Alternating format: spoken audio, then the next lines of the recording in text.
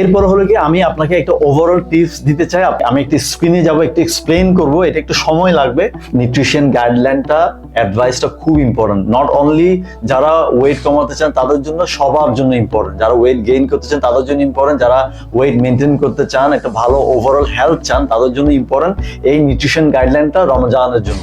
আপনি এখানে স্ক্রিনে দেখতে পাচ্ছেন গোফি nutrition advice for Ramadan fasting. Ramzan মাসে সঠিক পুষ্টি বজায় রাখা খুব গুরুত্বপূর্ণ, যাতে এনার্জি লেভেল মেনটেন করা যায়, ডিহাইড্রেশন অ্যাভয়েড করা যায়, ডাইজেস্টিভ ডিসকমফোর্ট যাতে না হয়। এই নিচের টিপসগুলো খুব ইম্পর্টেন্ট। নাম্বার 1 হলো পানি খেতে হবে এনাফ, যথেষ্ট পানি খেতে হবে, 2 থেকে 3 লিটার, 2.5 থেকে 3 লিটার পানি খেতে হবে, মানে ইফতার থেকে সেহেরি পর্যন্ত। ওকে, এটা মেক শিওর করতে হবে আপনাকে। যদি আপনি মেজার করতেছেন, মেজার করতে হবে আপনাকে। এবং দেন হচ্ছে কি ক্যাফিন ড্রিঙ্কস, লাইক চা কফি বেশি বেশি খাওয়া যাবে না। ফর এক্সাম্পল আপনি হয়তো ইফতারের পর একটা চা খেলেন, ডেফিনেটলি যদি আপনার গোল থেকে ওয়েট কমানো, তাহলে আপনি চিনি অ্যাড করবেন না। চিনি অ্যাড করে, দুধ চিনি অ্যাড করে চা যদি খান, সেই ক্ষেত্রে আপনার ক্যালোরি কিন্তু বেড়ে যাবে। ঠিক আছে, লেটস আপনি একটা দুধ চা যদি খান, আপনার প্রায় 150 ক্যালোরি মতো হবে, 1 থেকে 150 ক্যালোরির মতো আপনি খাবেন, যা আধা প্লেট ভাতের সমান, জাস্ট ফর ইনফরমেশন। ঠিক আছে, সো এটা চেষ্টা করবেন বেশি না খাওয়ার জন্য। আমি জানি এটা খুবই ফেভারিট সবার জন্য, চা কফি, এটা না খেলে নয়, মুড ভালো থাকে না। সেক্ষেত্রে আপনি খেতে পারেন। আমি রিকমেন্ড করবো দুধ চিনি ছাড়া, দুধ দিয়ে যদি খেতে চান তাহলে আপনি কোনো চিনি অ্যাড করিয়েন না। ঠিক আছে, আমি রিকমেন্ড করবো গ্রিন টি খাওয়ার জন্য, আমি রিকমেন্ড করবো ব্ল্যাক কফি খাওয়ার জন্য। তবে এখানে আপনি একটা কথা আছে, যদি আপনি বেশি ক্যাফিন হয় চা কফিতে, তাহলে আপনার ঘুমের সমস্যা হবে। Okay, and then water rich food, যেগুলো হচ্ছে মানে যে খাওয়াগুলোতে অনেক বেশি ওয়াটার থাকে ন্যাচারালি, ওগুলো আমরা খেতে পারবো ইফতারের সময়। লাগছে তরমুজ, কলা, কমলা স্যুপ, এই জাতীয় খাবার। হ্যাঁ, এন্ড দেন হচ্ছে কি নাম্বার 2 অ্যাডভাইস হচ্ছে মিল ব্যালেন্স করতে হবে, ব্যালেন্স মিল খেতে হবে। যেমন প্রোটিন খেতে হবে, ডেফিনেটলি হেলদি কার্বস এবং ফ্যাট খেতে হবে, কোনো কিছু কিন্তু বাদ দেওয়া যাবে না। আপনি ওয়েট কমাতে চান, বাট আপনি চাচ্ছেন যে কার্বসটা একদম বাদ দিতে, এটা কিন্তু করা যাবে না। This is bad idea. Carbs কিন্তু এনিমি না। ঠিক আছে, আপনাকে সব খেতে হবে। প্রোটিন সোর্স যদি বলি, আপনি এখানে দেখবেন ডিম, চিকেন, হ্যাঁ, মাছ, ডাল, দই, পনির, এগুলো হচ্ছে কি প্রোটিন জাতীয় খাবার। ঠিক আছে, আপনি প্রোটিন যদি খেতে চান, লেটসে বিফ, মাটন আছে, এগুলো কিন্তু প্রোটিন, বাট খুবই হাই ক্যালোরিক ফুড এগুলো। কিন্তু আমি কিন্তু এগুলো মিল প্ল্যানে রাখি নাই। আপনি বিফ, মাটন খেলে অতিরিক্ত ক্যালোরি আপনি নিচ্ছেন, খাবেন, যদি ওয়েট লস যদি আপনার লক্ষ্য হয়। ঠিক আছে, তো এগুলো কিন্তু আমি ডায়েটে রাখিনি। অ্যান্ড দেন হেলদি কার্বসের মধ্যে আছে হচ্ছে ব্রাউন রাইস, নর্মাল রাইস একটু মানে অনেক বেশি পার্থক্য না, সামান্য পার্থক্য। ব্রাউন রাইসে একটু কম ক্যালোরি আছে, সেই জন্য এখানে রাখা। এটা আটা রুটি আছে, ওটস আছে, ফল শাকসবজি আছে, এগুলো আপনাকে রাখতে হবে আপনার ডায়েটে। এবং ভালো ফ্যাটের মধ্যে আছে বাদাম, তারপর হচ্ছে বাদাম তেল, অলিভ অয়েল, নারকেল দুধ, এগুলো হচ্ছে গুড ফ্যাটস।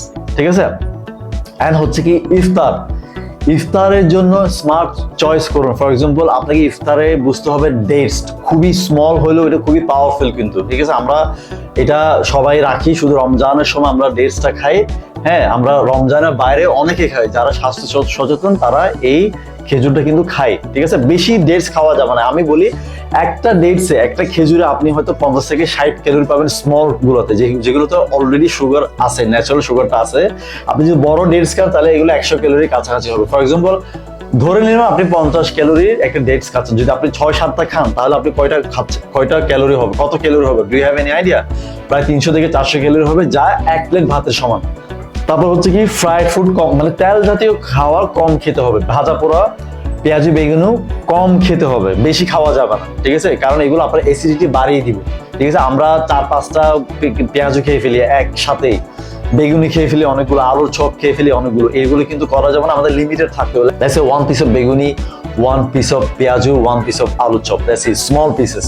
হ্যাঁ, এগুলো আপনি খেতে পারেন এইভাবে স্মার্ট চয়েস করে। তারপর হলো কি প্রোটিন এন্ড ফাইবার, ডেফিনেটলি আমি আগে মেনশন করছি, প্রোটিন খেতে হবে, ফাইবার খেতে হবে। ছোলা খুব ইম্পর্টেন্ট একটা নিউট্রিশন। ঠিক আছে, আমার সবচেয়ে ফেভারিট ছোলা, বাট অনেক বেশি খাওয়া যাবে না। ওকে, মিল প্যানে যাই আছে তাই খাবেন। তো ছোলাতে হলো কি প্রোটিনও আছে, কার্বসও আছে, এবং ফাইবারও আছে। ফাইবারের কাজটা কি আপনার হজমের প্রক্রিয়াটা ভালো করা, হ্যাঁ, ডাইজেশনটা ভালো হওয়ার হচ্ছে। সো খুব ইম্পর্টেন্ট এইসব খাওয়াগুলো।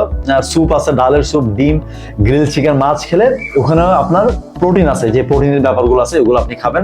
তারপর হলো কি ডিনার এবং ব্যালেন্স খাবার। ডিনারের মধ্যে আছে একটা ব্যালেন্স প্লেট রাখুন, ভাত, প্রোটিন, চিকেন। হ্যাঁ, ব্যালেন্স প্লেট রাখতে হবে। এক্সাম্পল, ব্যালেন্স প্লেটটা কিভাবে হতে হবে, যে আমাদের নির্দিষ্ট পরিমাণ যে আপনার মিল প্ল্যানে যতটুকু ভাত আছে ওইটা আপনি নেন, ঠিক আছে। প্রোটিন আপনি নিতে পারেন, চিকেন, হ্যাঁ, মাছ সবচেয়ে ইম্পর্টেন্ট। মাছটা কিন্তু আপনি অ্যাভয়েড করবেন না। আপনি যদি আজকে চিকেন খান, কালকে আপনাকে মাছ খেতে হবে, ঠিক আছে। ব্যালেন্স করে খেতে হবে কিন্তু, ঠিক আছে। গরুর মাংস, মাটন এগুলো আপনি সপ্তাহে একদিন খেতে পারেন, not everyday, not 2-3 days weekly, ঠিক আছে। সপ্তাহে একদিন আমি রিকমেন্ড করবো। অতিরিক্ত খাওয়া যাবে না ডেফিনেটলি। জিনিসটা হলো কি এরকম, যে আমরা ফুল স্টোমাক খাবো না।